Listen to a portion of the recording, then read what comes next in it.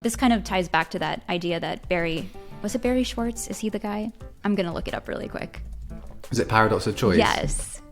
Yeah, Barry Schwartz. You looked that up really quickly. I'm impressed. That was rapid research. Thank you.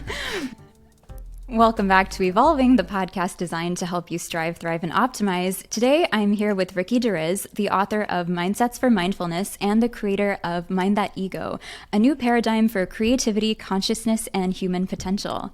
Thanks so much for being here. Thank you so much for inviting me onto the show. I'm honored. I'm really excited to get into your stuff. You're such a prolific writer, and you do create a lot of content around the idea of mindfulness and how our mindsets can really impact so many facets of our life. I wanted to talk a little bit about your book, if that's okay. It's called Mindsets for Mindfulness, and you begin with a discussion on enchantment. And this reminded me of a couple things. One, Jason Silva's series, Shots of Awe, where he describes awe as an experience of such perceptual vastness that you have to literally reconfigure your models of the universe in order to assimilate it. But also this one section from The Great Gatsby where the narrator Nick Carraway is talking about how he was within and without, simultaneously enchanted and repelled by the inexhaustible variety of life. And of course, he meant that in a slightly different context. But I just wanted to ask you if you could describe the enchanted worldview for us and explain its significance in your own personal learning journey. That is an incredible question and intro. I absolutely love that we started enchantment. For me, enchantment was the threshold and the tipping point of my meditation practice. It was very much the moment where I feel like I fully re-engaged and fully fell back in love with life. And I say that as a process of going through difficulty with my mental health and experiencing depression and anxiety, and going through not only a dark night of the soul for a prolonged period of time, but also a sense of retreating from the world. I went through a process originally of exploring the psychology and getting to understand depression and really looking at all of the experiences that I had through a Western framework. And then when I started meditation and I had this Eastern model to work with, this philosophy from Buddhism and Hinduism, similar kind of approaches, I then felt that I had this pathway to my inner world that offered something completely different. Now there's a very, a symbolic and a literal closing of the eyes a lot of the time with meditation. And I really went through that process where it became a form of medication in a way, a form of retreat. And enchantment was that moment after a while of retreating from the world, of realizing the enhanced perceptual beauty of what comes from a clear mind, like cleansing those doors of perception.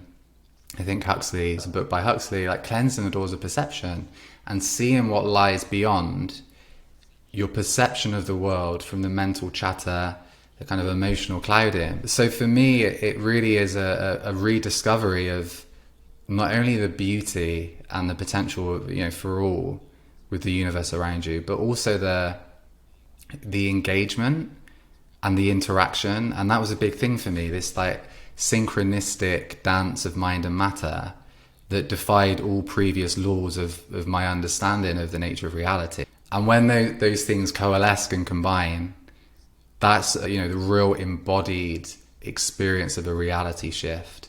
And it is something that leaves you trembling at times, at the beauty of it and at the visceral enhancement of all aspects of reality. And it kind of sounds like an acid trip, right?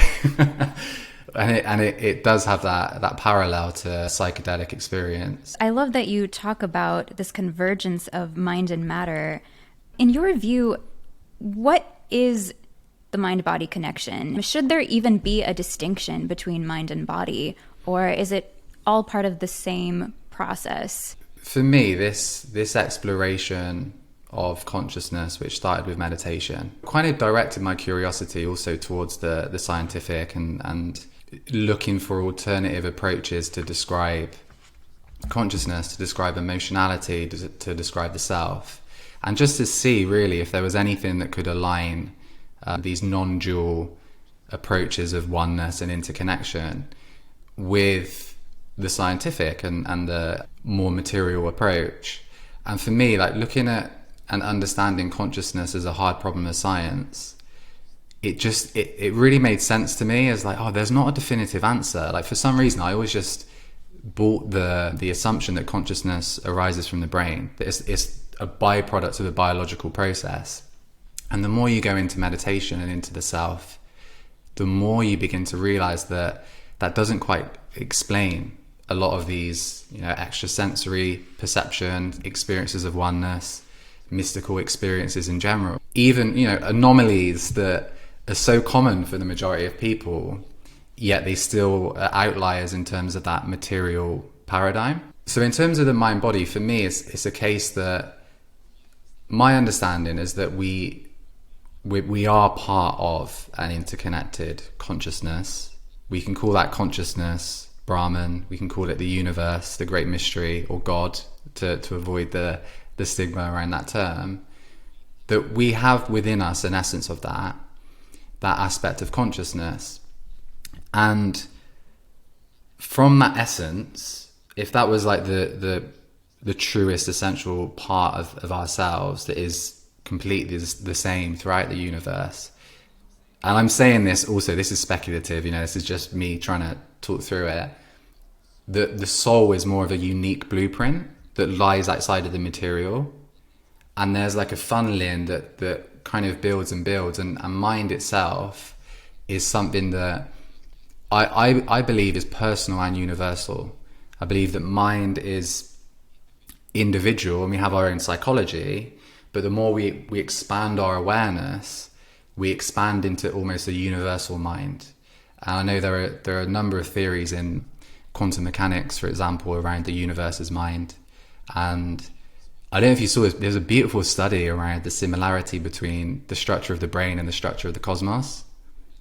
And it is phenomenal, the likeliness between this. So for me, my understanding is that we kind of incarnate in physical form, but we have a non-physical essence, and the mind is part of that non-physical, rather than a byproduct of, mechanical or biological goings on in the brain and body.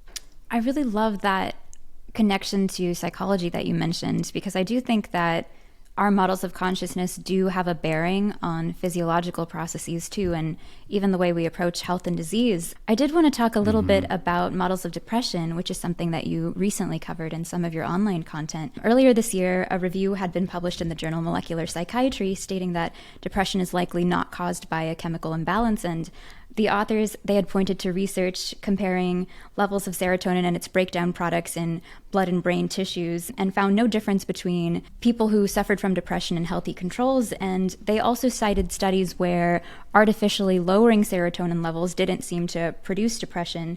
And just as a PSA here, if you are taking antidepressants or SSRIs, please don't change your dosage or stop without consulting your healthcare provider. But that being said, there are potential other ways in which SSRIs could be exerting beneficial effects, like reduction in inflammatory cytokines, for example.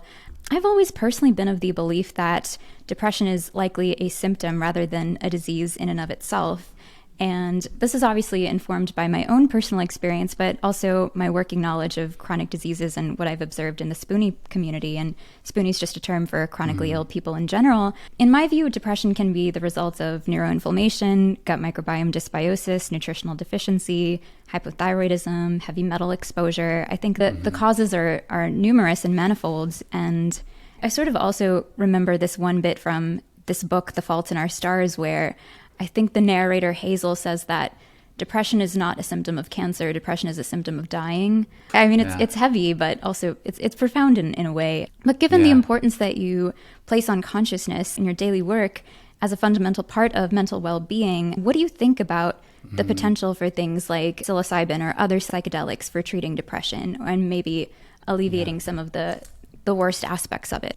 Oh, these are brilliant questions. I love that as an approach. And the first thing that I would say, also to mirror what you said, I'm not an expert. I'm not a psychologist around this. I'm not someone who is within that scientific framework. So what I say is a mixture of my experience, my personal experience with depression, and also just a lot of research and study and conversation. And for me, a really important factor is the context of this, the context of depression. And the wider you go, the wider the perspective becomes, you start to notice different patterns of societal expectation or assumption, scientific assumptions such as a materialistic worldview, and how they have a drip down effect and like a funneling effect, where an entire worldview, and you touched upon this, you touched upon this earlier, can really influence an entire field of psychiatry, for example. And I give that as a caveat because there can be some recklessness in spiritual communities or spiritual ways of thinking and being through spiritual bypassing, where people completely overlook the biological, or they completely overlook all the potential causes that you mention, and try or just go straight directly to consciousness and being consciousness is essential. Therefore, I ideally would be able to change my state and affect my mood through meditation or through even like positive thinking, that's another subject maybe we'll get to at some point. So my belief is that there's a symbiotic relationship. And you can, if you really, there are gurus or yogis or advanced meditators who can influence their biology, their actual mood a lot easier because they've strengthened that connection. But ultimately, that's a long path and a long road. One great example of that is Wim Hof, who's like a modern day shaman. Like, he can change his heart rate, he can release dopamine on demand and all this kind of stuff. I say this because the effect between the two is really important, and the relationship as well as the context. And I believe that looking at all areas of your life holistically is really important.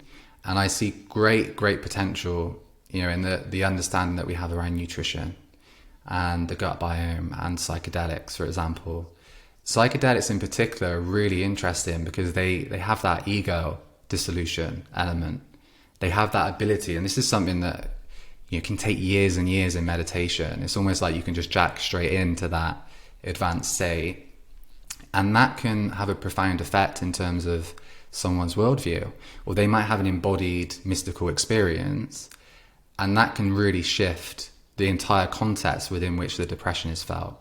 And that's what meditation does as well. It shifts the context. So for me, it is also just incredibly complex. And the beauty of that is, I've always had the mindset, of, have I tried absolutely everything?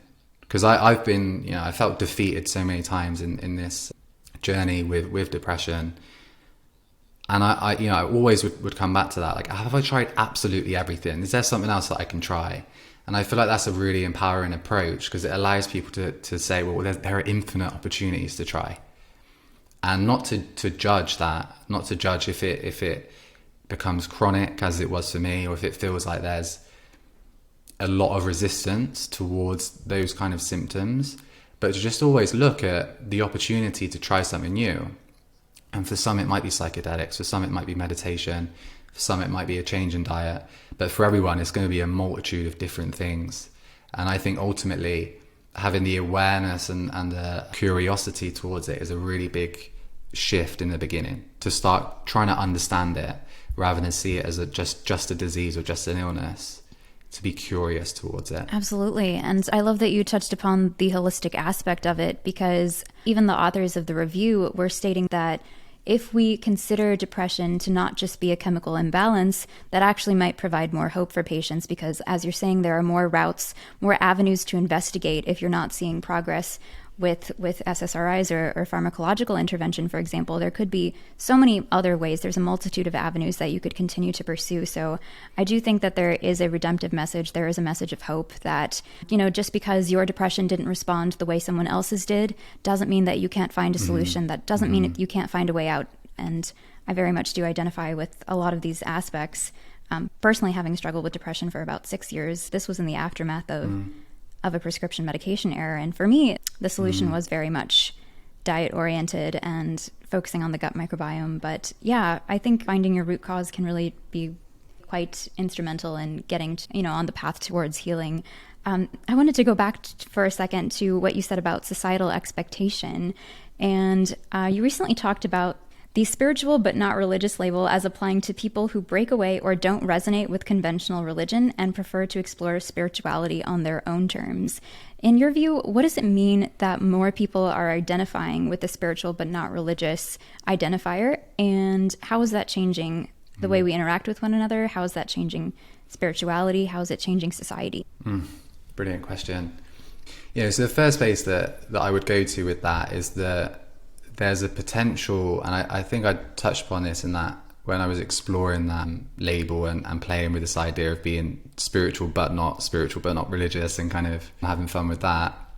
And there's a risk that we can create resistance and we can create apathy or even anger towards religion, and to say all religion is bad, or all religion is not true spirituality, or all religion is X, Y, Z. And I'm a big believer in seeing and inquiring into religion and it's the aspects that one can use to empower themselves, because those structures are so important. And why I think I was drawn towards Eastern approaches was the fact that they were esoteric rather than exoteric, and the difference being very much inwardly centered versus being external. And there's a point of inquiry that I encourage people listening to this, if they've had a history of religion and they're kind of finding their way through that, a point of inquiry is to really inquire into what are the elements that I didn't like and what are the elements that I did like, and can I empower myself to take the things that worked and the things that I enjoyed and let go of the rest. And there's a risk as well of this like free for all, this wild west of spirituality that lacks a certain ethical code, a framework for meditation, a proper context. And without that, you can just develop, we're in an age, especially on Instagram, of spiritual narcissism, spiritual ego, people that are actually aggrandizing their sense of self, people that are not understanding their psychology through spiritual means, spirituality that isn't embodied in virtue.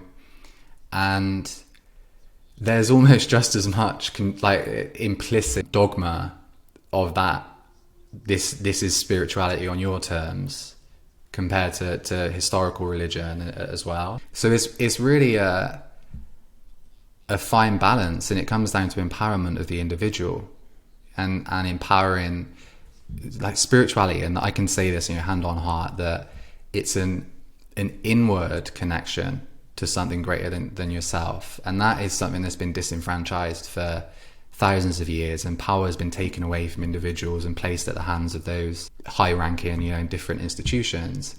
And that remains the case now in areas of scientism, which maybe we can explore at some point. But the key for me is to empower people to explore within, to explore an authentic spirituality, but to have enough of a philosophy, a framework, and almost a grounding in ethics and morality, so that doesn't go too far in the other extreme, and people don't kind of believe their own hype too much, and I can do it. I'm aware I can believe my own hype if I'm not keeping myself in check. So it really is a delicate balance, and I think that I don't feel we're quite there. I feel a lot of spiritual teachers go down a bit of a one track route and can become a brand within themselves and maybe lose sight at times. Not all of them. Many of the great ones are dead though. Some of my favorite spiritual teachers are dead, and you can still learn a lot from there. Just touching upon that point you made about keeping ourselves in check, in your book you describe several different archetypes: the sincere scientist, the warrior of acceptance, the divine nonconformist, and the compassionate disciplinarian. And your chapter on the latter begins with a quote by Kristen Neff. "The biggest reason people aren't more self-compassionate is that they're afraid they'll become self-indulgent. They believe self-criticism is what keeps them in line." And I personally identified with this pretty strongly, because I do have a tendency to focus on areas of improvement rather than things I've accomplished. I do think that this stems from a fear of stagnancy or complacency, kind of like what Jacques Monod had said when he mentioned it is restlessness, anxiety, dissatisfaction, agony of mind that nourish science. What would you say perhaps to people who struggle with self-compassion and fear becoming too satisfied in order to stay motivated. Yeah, this is incredibly synchronistic. I was having this conversation with my partner Sanya earlier today around self-compassion, and one of the most valuable tools, I think, out of all the tools that I've learned over the years, is the yin and yang of self-compassion. And that was also, I think the term was potentially coined by Kristin Neff as well, or she maybe got that from somewhere else and used that terminology. Now, the yin and yang of self-compassion is all about finding balance between being able to meet yourself in a way that you mentioned, through self-criticism and through an approach where you kind of push yourself on, you encourage yourself, you have that, almost like that military sergeant that says, come on, get out there. Like when I was really depressed, they'd be like, come on, get out of bed, you've got to show up, don't let this get the better of you. And it has a use, but that use is limited. There's like a case of diminishing returns after a while. So the yin and yang balances that also with a more accepting and nourishing and nurturing approach to self-compassion. And the key is really to find that balance within yourself, because we all have different tendencies and dispositions, and some might push themselves more and might need a bit more nourishment, whereas others might be more stuck in stagnation and need to push themselves in a different way. And I think it really is, especially with depression, especially with being in a state or being in a situation or an inner experience that already feels somehow like it's behind societal expectations of how you should be. That's the toughest place to be in terms of being able to acknowledge growth and being able to really set manageable goals and to set a really healthy approach to personal development, to spirituality. And I really feel strongly about this in terms of where I've been and my history. But it's the greatest act of compassion, and the actual meaning of this is to suffer with. But in a Buddhist context, there's also the desire to help, not only to suffer with and empathize, but to help. And knowing what helps in what moment is a huge part of self-compassion. And if you're really stuck and if you're struggling with depression, it doesn't help to be like, why are you like this? Why are you struggling so much? Why is it so difficult to do basic things? That's where you need that nourishment and that caring. And the self-honesty is required in terms of knowing when to then step into, come on, I've got this. I can push myself now. So there's a real nice relationship with that yin and yang element of self-compassion. And it is needed, I think.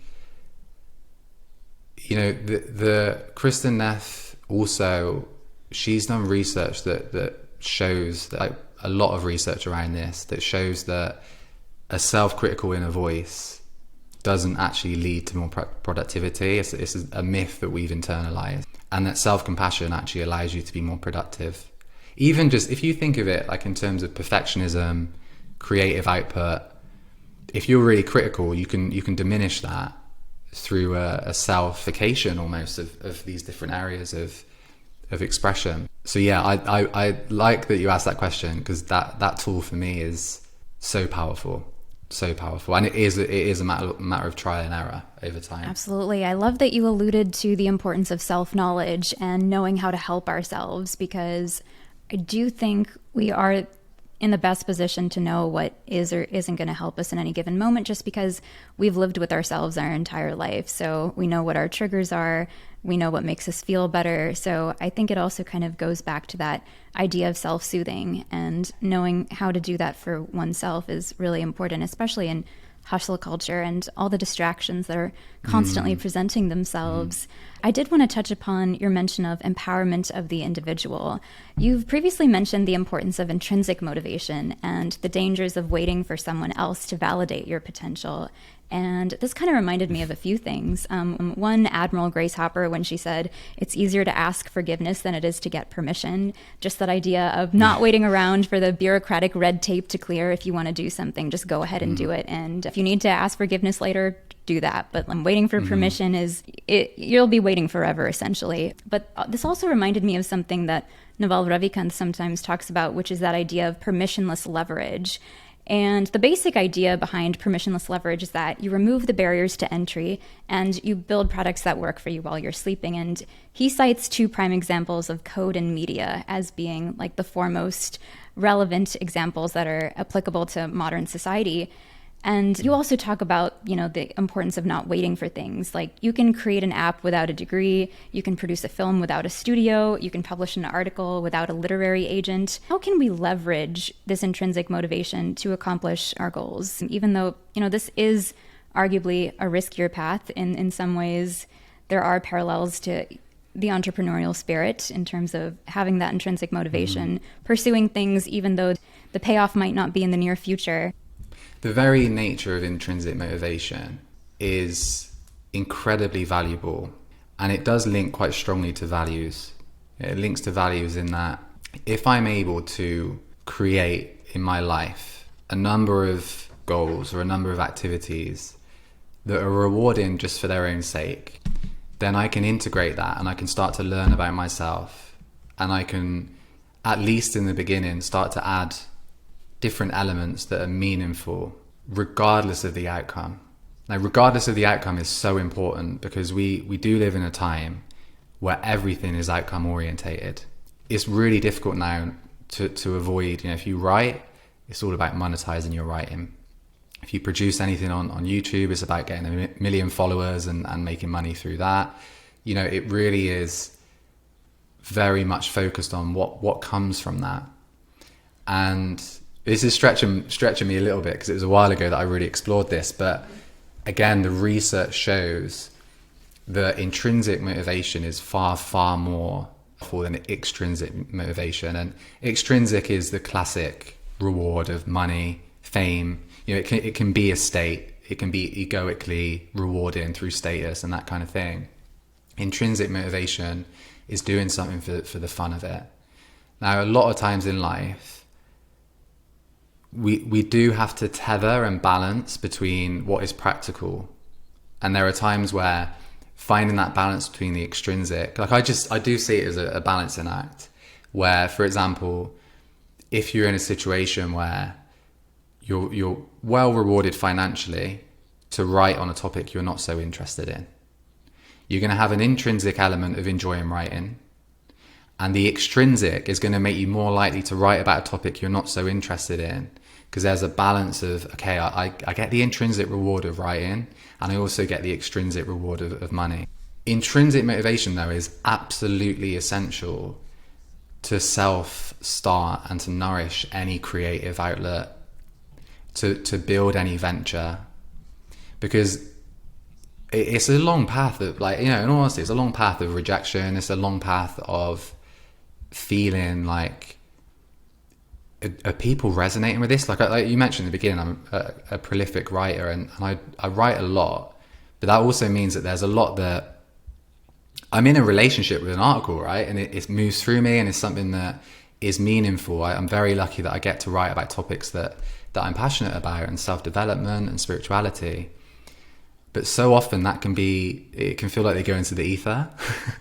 So there's a real strong intrinsic motivation there around the joy of writing, and also the strong link to my values of what I'm trying to serve with that writing. And those values can be a North Star, they can be your compass, and the intrinsic motivation is something that allows you to really move forwards and to work on something, maybe when there aren't extrinsic rewards, or maybe when the world isn't quite ready for what you're sharing. And I think it's something that to be able to cultivate that is essential. It's absolutely essential to so many paths of creativity and meaning as well. Meaningful work or meaningful service and all these kind of areas. I love that you mentioned how intrinsic and extrinsic motivations can balance one another out, because I do think sometimes there's this tendency to characterize a goal as being either inherently one or the other, but they can both exist at the same time and in various proportions to one another. And this reminds me of the concept of ikigai, which kind of describes the convergence between what you love, what you're good at, what you can be paid for, and what the world needs. How do you think of ikigai as kind of relating to spirituality and what we do with our lives and how we spend our time. How do we live more intentionally? So I think there's a risk, and one thing I wanted to note as well, I wrote about ikigai a while ago and actually discovered that the common approach that we look at it from with that diagram sources back to a blog post that someone wrote, and the original meaning from that is slightly kind of shifted to fit our approach and our approach to productivity. So it's really interesting that what has taken off is encoded with the values of our society in terms of that hustle culture and that kind of thing. I think that there can be a tendency to want to really bring in or match any passion project or any kind of output as a way of being or a lifestyle or your work fully, or all this kind of way of making that the thing.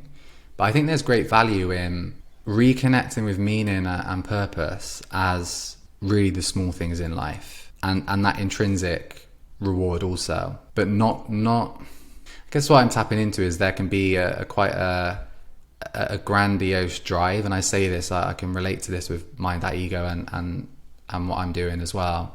You have this like razzmatazz, the razzmatazz of like followers and fame and all this kind of thing, and it can have almost like a reverse effect. And for me, that meaning and purpose can just be really the micro elements of life. And ultimately they are like these big moments, they come and go, but they're rare. And I remember in the beginning, I was always like unconsciously waiting for a big moment.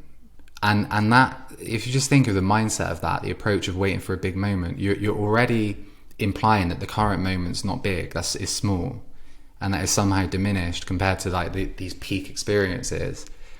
And I think in terms of that meaning, at least in my experience, it's really, how can I move forwards, and how can I try and like evolve, and how can I grow, and how can I improve what I'm doing and what I'm here to do, whilst taking as much enjoyment with each step as well. And that, it sounds a bit cliched, but it really is that balance again of having a vision and feeling like this is exactly what I'm here to do, this is what I really want to do, but then kind of being non-attached to the extent of, but if that doesn't happen, it's okay, because I'm here right now, and really being able to acknowledge those moments of meaning and value as well. Does that answer the question? I'm not sure if I went off on a tangent a little. No, definitely. And I like the fact that you mentioned how we've essentially westernized the concept of ikigai. But I think that idea of non-attachment to ideas, it reminds me of something called the paradox of intentionality, where you basically want to be committed enough to get stuff done and get started, but you also want to be detached enough to pivot and change course and change direction if need be, if your original blueprints don't work out. And I think that adaptability is just so necessary in our modern environments, because we're in an era of unprecedented change. At any given moment, the skill set that you've developed could be outsourced, done cheaper somewhere else, or completely automated by AI or some other system. So I think not only do we have to have that flexibility to pivot, but I think it also speaks to the importance of being a generalist versus having too many pockets of specialties. What do you think about the idea of being a generalist and having range in today's day and age? And how does this also perhaps connect to motivation and the things that we're passionate about? Should we be multi-passionate in the sense that we're kind of adding more feathers to our cap while at the same time improving our economic prospects by doing so? I always come back to this point of balance, like with these questions, which I like that I do, because I do feel that there is a balance between having a spell, having a period of time to try and to experiment and to learn and to grow and to develop skills, as well as knowing that no one person can do everything all the time. And there is value in being able to have that experimentation enough, have that learning process enough, to then almost gather enough data to know this is what I really want to focus on. Because I do feel there's this balance between, if you do try to be too general across the board, it can come at the expense of one area in particular thrive in. And just to relate that to my experience, that for me has been a decision to really focus on my writing and MindThatEgo compared to video production. You know, at one point I was trying to do a podcast, video, like separate videos, social media, like the whole shebang. And I realized, like, for one to take off, I've got to refine. I've got to be able to refine. And it's almost like sometimes you have to generalize enough to know what you would like to specialize in. So you have to go out like this, gather enough information, and then refine. That's how I've done it, at least. It doesn't mean that I wouldn't do like the video production and the podcasting and that kind of thing. It just means that the way I weight and distribute my time links to that priority. It is difficult, and I feel like we share this, when there's a lot of interest in a lot of different fields. That is harder. I at least I would say that, but I believe that that's more difficult, because then you have like shiny object syndrome, where it's almost like you focus on one thing, but in focusing on that one thing, all the other things you're not doing become apparent as well. So it can feel like a scarcity mindset towards that. So for me, it really is about kind of that generalization and then specializing. And also, if you're in an area and you've specialized, being able to really commit for a certain period of time on a project, a topic, you know, a course or something, and just learning that discipline in a healthy way, being able to complete and see through a project. I feel like that's also a really good discipline. Absolutely. I love that idea of kind of expanding your horizons, funneling outward in the beginning, and then figuring out what you want to niche down on, just in terms of figuring out which platforms you can make a difference on, figuring out the fields in which you can have some longevity. Just kind of going back to that idea of commitment, how long do you think one should commit to an endeavor? And of course, you know, I think a lot of this could be dependent upon what it is that you're trying to do, but at least in your own experience, when it came to podcasting, video production, how long was it before you kind of started to see improvement? And how can people gauge whether they've really given something the old college try? Oh God. Well, I think above all else, it's radical self-honesty, and perhaps linked with self-knowledge enough to know, similar to what we spoke about with the self-compassion, to truly know, like, have I given this enough? I feel like there's an intuitive element to that. Like, have I tried enough? Have I learned? Because within these areas, there are skills to learn, there are strategies to put in place, and that takes time and patience. And again, with like ikigai and this pressure to turn everything into a business or to something entrepreneurial, it can create a time urgency and an impatience.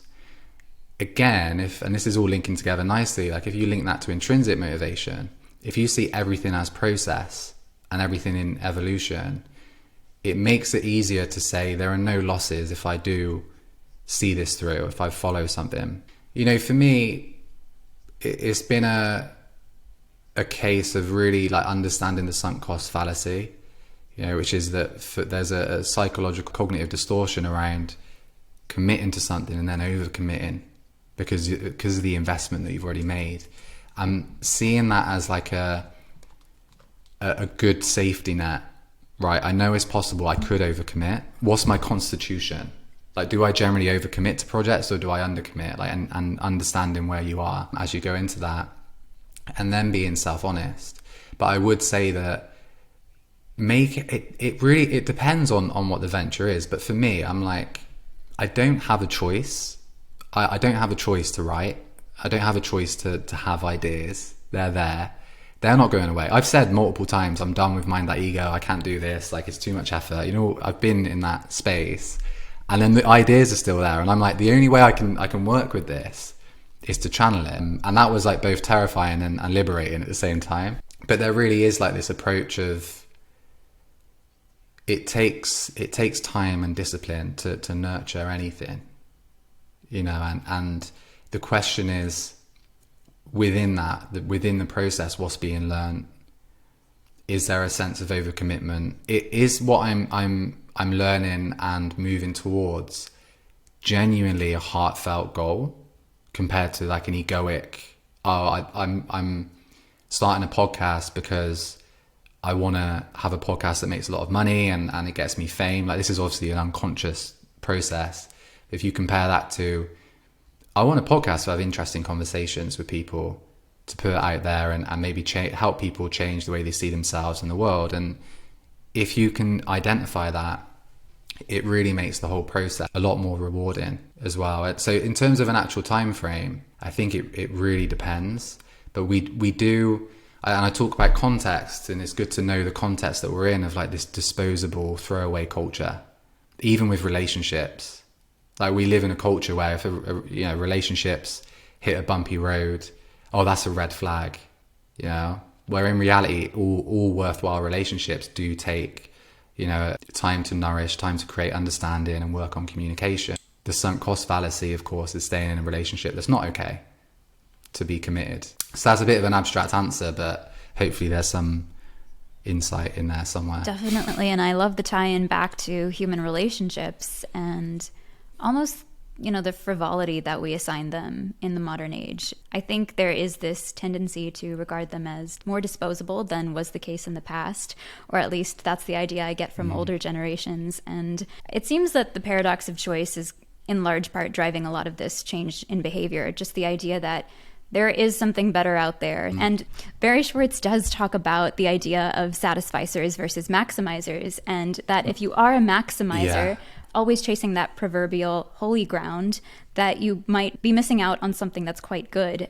You're sacrificing good for great. And if you're a satisficer and you go in with the idea that this is what I'm looking for and I'm going to make it work, you will end up a lot happier than if you tried to maximize for the traits that you are looking for. And I think you're potentially just missing out on relationships in the here and now by always waiting out for something better, always holding out, hoping that, an idealized version of a person exists. So I do find that advice quite useful just in terms of practicality and having that awareness that the things we envision are not how reality plays out.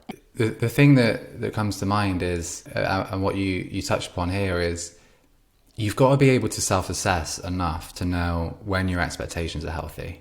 And that also, in actual relationships, and we'll say romantic relationships, just because that's for most people the biggest struggle, you have to know, are my expectations healthy? Am I looking for this relationship to give me something I feel I cannot give myself from a place of deficiency?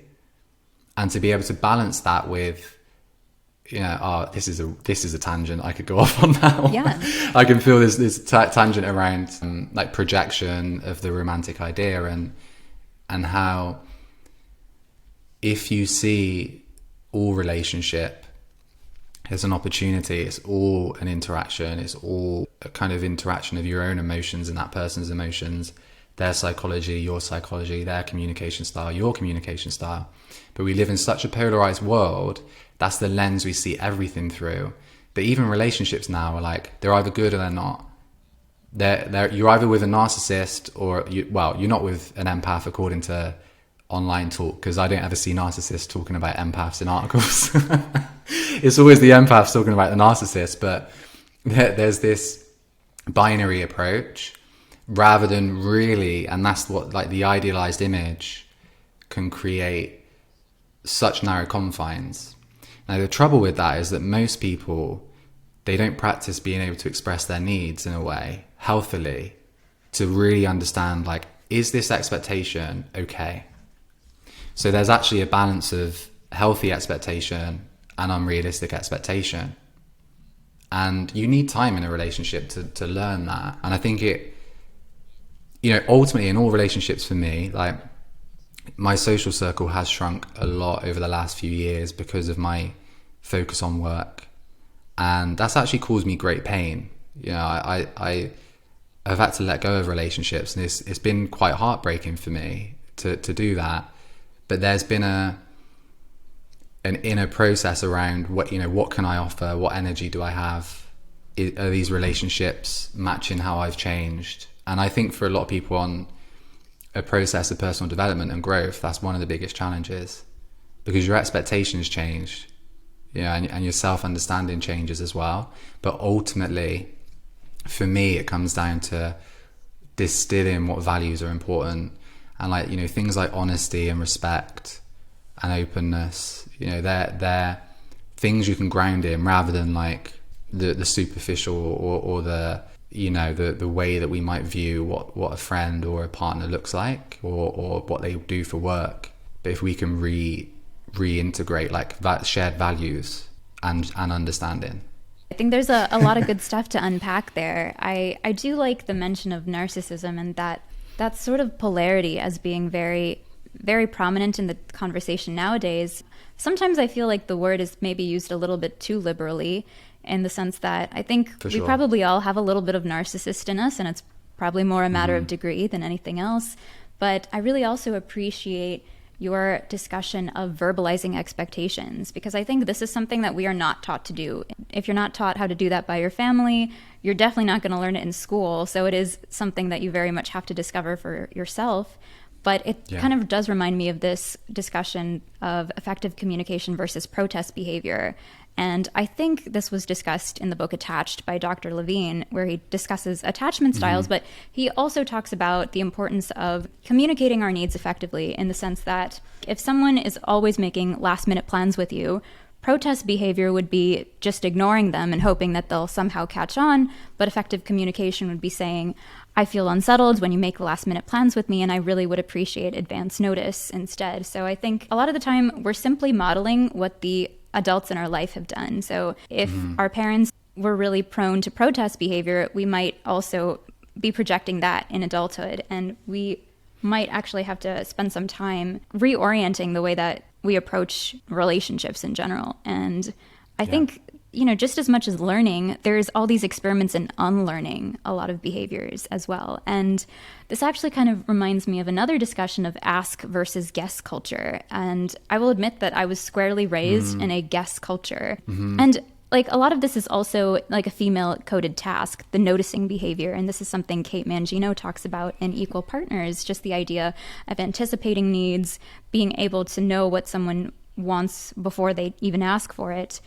But, you know, in ask culture, you're basically allowed to make any sort of request, and you don't have to worry about it being too excessive or grandiose, because the worst that someone can say is no.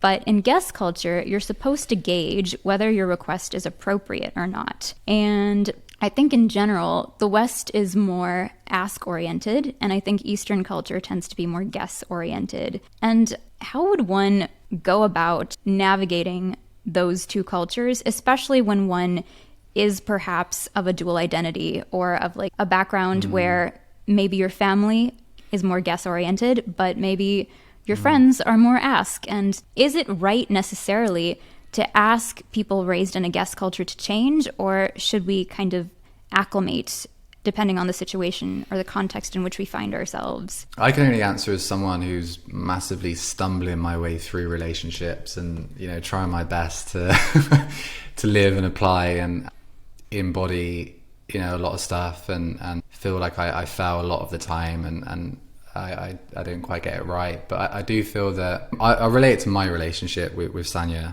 which has been incredibly rewarding, and it is such a rewarding experience, and there's so much beauty there. But we also went through so much hardship, and I feel like we've both got similar levels of resilience in terms of being able to stay with it. But there's been a lot in our relationship where the level of communication, you mentioned attachment styles. Generally, it seems to be that the more attached you are in a relationship, the more reactive you become, the more sensitive you become to that person, the higher the risk of psychological projection. And really, communication for me, like, communication is everything. It becomes a bit of a cliche. But not only that, learning to a lot of the time state the obvious, or to make a request, or to ask and inquire rather than making assumptions, because it's so easy to make assumptions all the time. You know, so easy. And with the funny thing with assumptions, because they're on the cusp of consciousness, like they're unconscious a lot of the time, and they're very reactive, you can respond to them as if they're reality without having tested that with a question. And it can work both ways. It might be an assumption about what the person is feeling, or what their motivations are, or it might be an assumption about, oh, this is something I would like to do, but that person will say no, or whatever. So there's a need to like bring stuff to the surface, and actually, you know, in my experience with communication, you're learning how to communicate with that person as much as you are with yourself. And there's a need to create clarity and know when there's a potential for like emotionally unloading or projecting or jumping to conclusions, and really finding this balance between being able to express, being able to set boundaries, and also not to become too responsible for other people as well. That reminds me of something I had read once. To love someone long term is to attend 1,000 funerals of the people they used to be. And I think that's kind of going back to the idea that in a relationship, two people are constantly co-evolving with one another, but it does kind of also touch on the importance of checking back in and making sure you're on the same page and growing together, not getting so distanced that you become estranged potentially. I just wanted to touch on that point that you made, that the more attached one is, the more reactive they tend to become. That sort of reminded me of something that I had once heard, that when there is a breakup, it is the one who is not in love who makes the tender speeches. And I think this is kind of talking about the idea that if you are unattached, you are able to better manage the other person's emotions because you yourself are not so much invested. So you have like the mental bandwidth in order to make the tender speeches, to do the comforting, because potentially the person who is more invested and more attached, they might be reacting in a not so pleasant way at that moment in time, just because of that feeling of closeness, that feeling that you might be losing something valuable. There's a whole like realm of exploration around balancing the practice. I say practice because it can become a concept very quickly, but the practice of non-attachment, equanimity, and balancing that with healthy attachment to another in a loving relationship, or all loving relationships.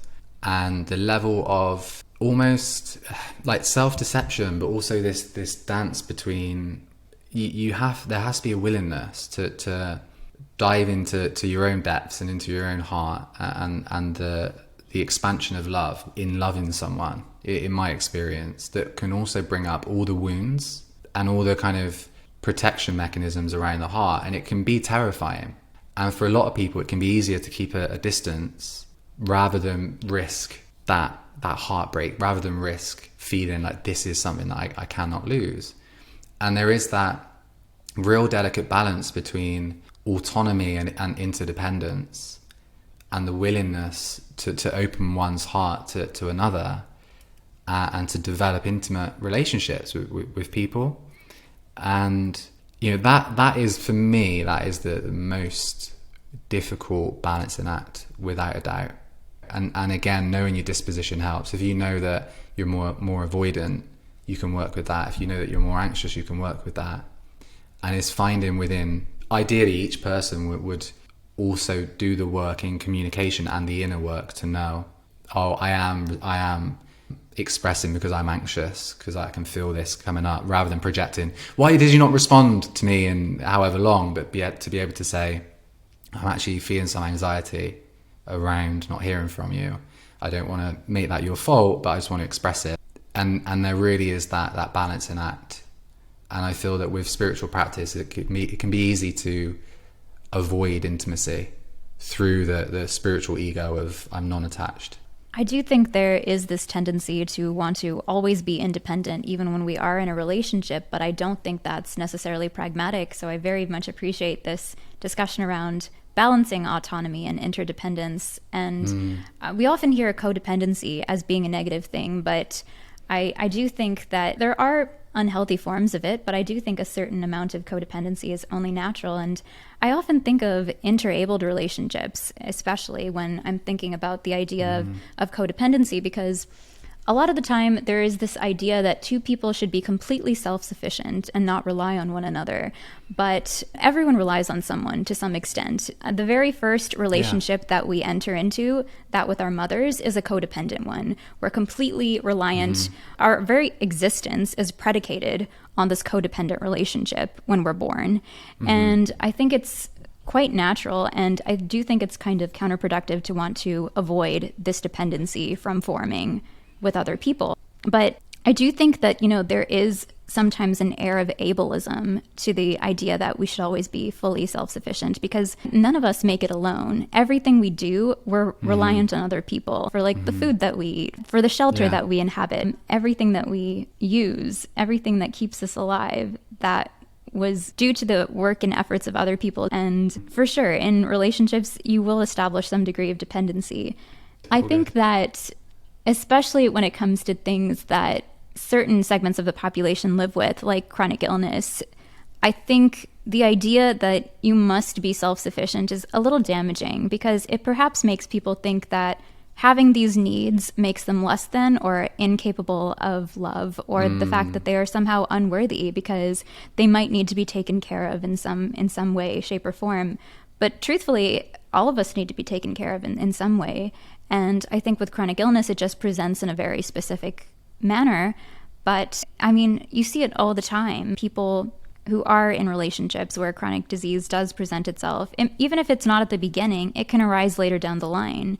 And I think one statistic that is sometimes alarming to people is the fact that men are more likely to leave in the event of a cancer diagnosis if the patient is the woman.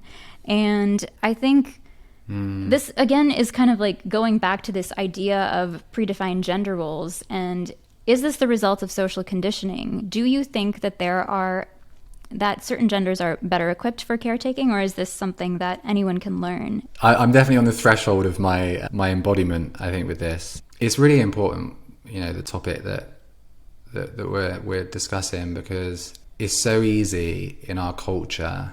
And I say this as someone who would love to believe I'm hyper independent. It's so easy to develop a heroic idea around that, or a heroic story around that. And ultimately we rely on others, where everything is connected. And I think that I can only talk for myself. And I realized going through my relationships, I've got a history of codependency in a way that really disempowered me, and in a way that was not healthy. I placed so much emphasis on a romantic partner for my happiness, like just generally.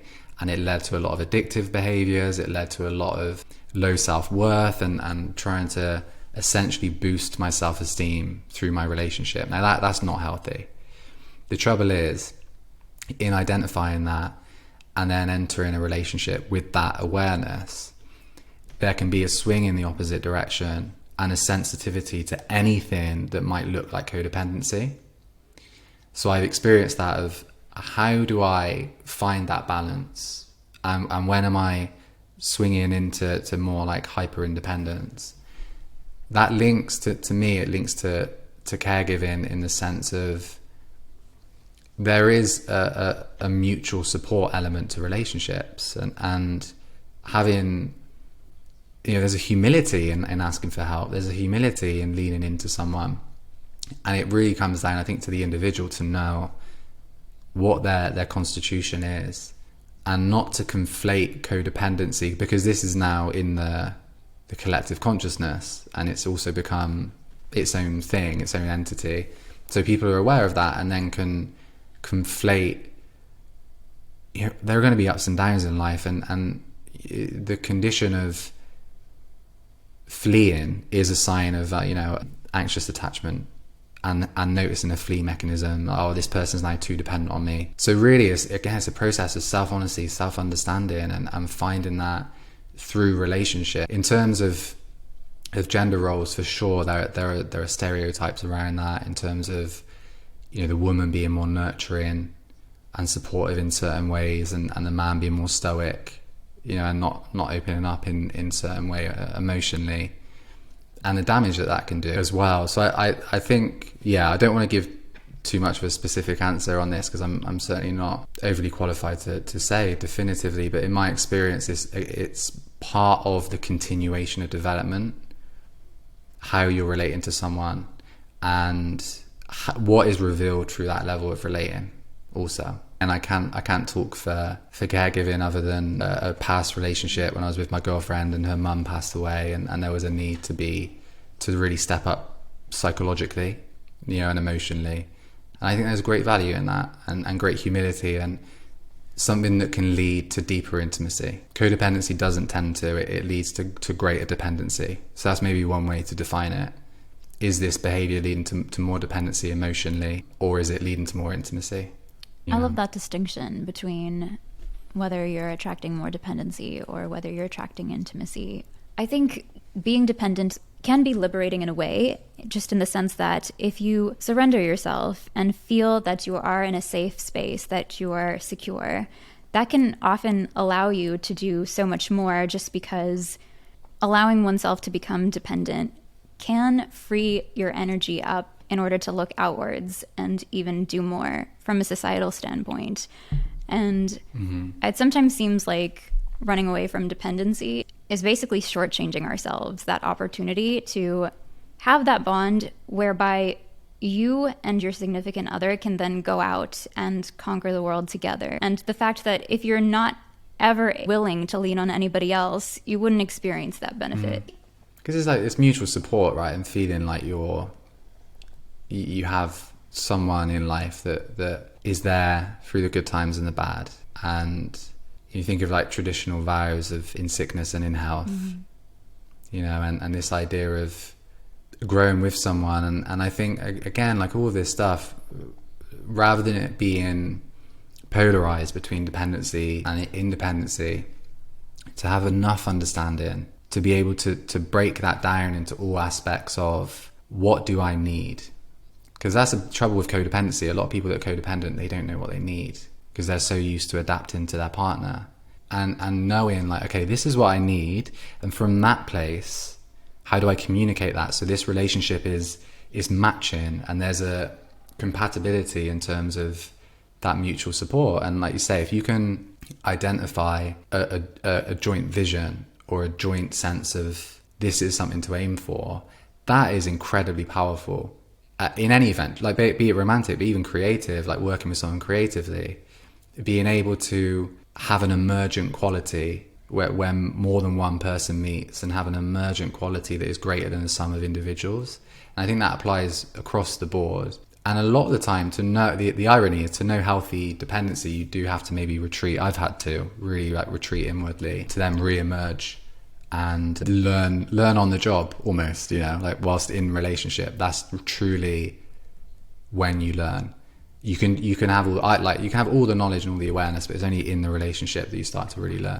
Yeah, it's always on the job training, so to speak. Read all the books that you want, but until you actually get your hands dirty in practice, the skill set likely won't improve by the leaps and bounds that it otherwise would. I think this also connects back to something else that you had said, that we should seek first to understand, then be understood. You know, that idea of communicating expectations, but also first being receptive to what someone else's needs and desires are. Yeah, and that, you mentioned earlier around like asking and guessing. For a lot of people that might identify as like an empath or someone who's highly sensitive, that can develop in childhood when a parent isn't communicating clearly, and you have to rely on intuition and sensing to get some kind of idea or understanding. Like, is this person okay? Have I done something wrong? Are they upset? You know, and that inner child work that's necessary to then apply that within relationship, you know, to understand also when there's like healthy support and when there's taking too much responsibility, and also when picking up on someone energetically or non-verbally can also be really tricky territory as well. Like when you kind of, do I inquire, and how do I do that, and can I do it with my heart, can I do it compassionately? And there's so much work around heartfelt communication, I find, and just the act of compassion.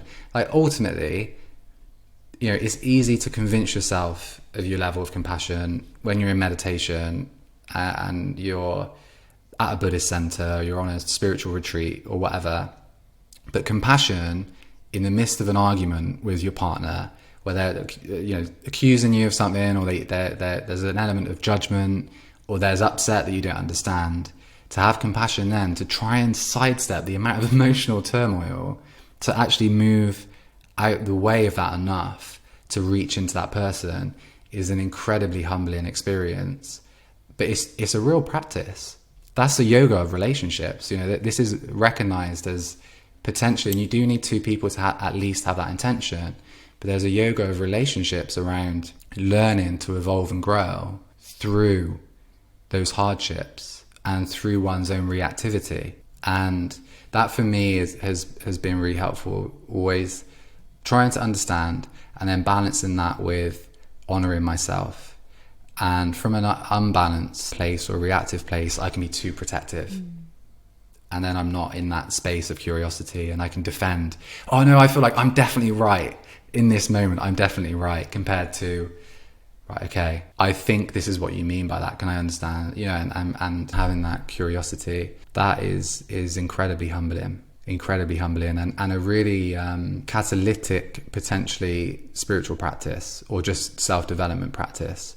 But it does require, in my experience, two people to at least have that willingness and intention. Because if you try and do that with someone who has no desire to take self-responsibility or ownership, it's tricky territory, you know. I really like that mention of curiosity as being catalytic. Yeah, always, like as an approach to the self, as an approach to others, as an approach to everything. Like curiosity is a mindset shift.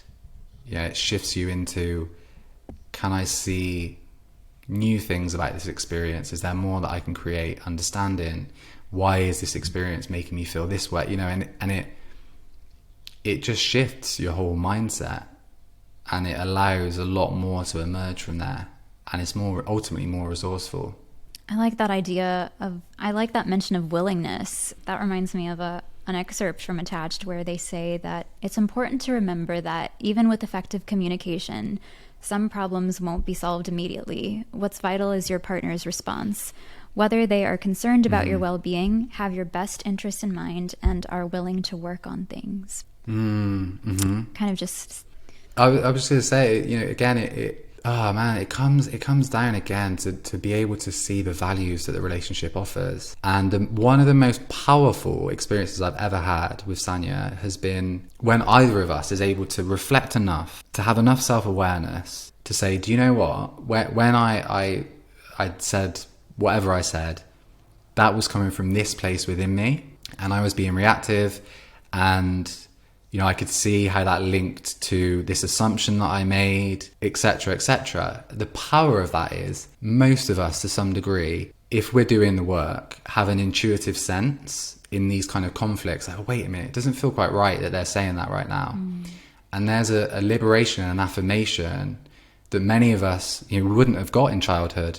But there's almost this like replaying at times. It happens unconsciously. A replaying of these dynamics, and when you can have someone go, you weren't crazy, you did sense that there was something not quite right. I'm actually upset about the fact you didn't do the washing up 3 days ago, and I just didn't mention it, you know. And it's this replaying from a higher level of conscious and conscientiousness that can be incredibly healing, and that requires a lot of forgiveness. And I feel that we spoke about throwaway culture, the ability to see someone. And not necessarily straight away. Like there is that time, there's that cooling off period, there's some reflection that might be required.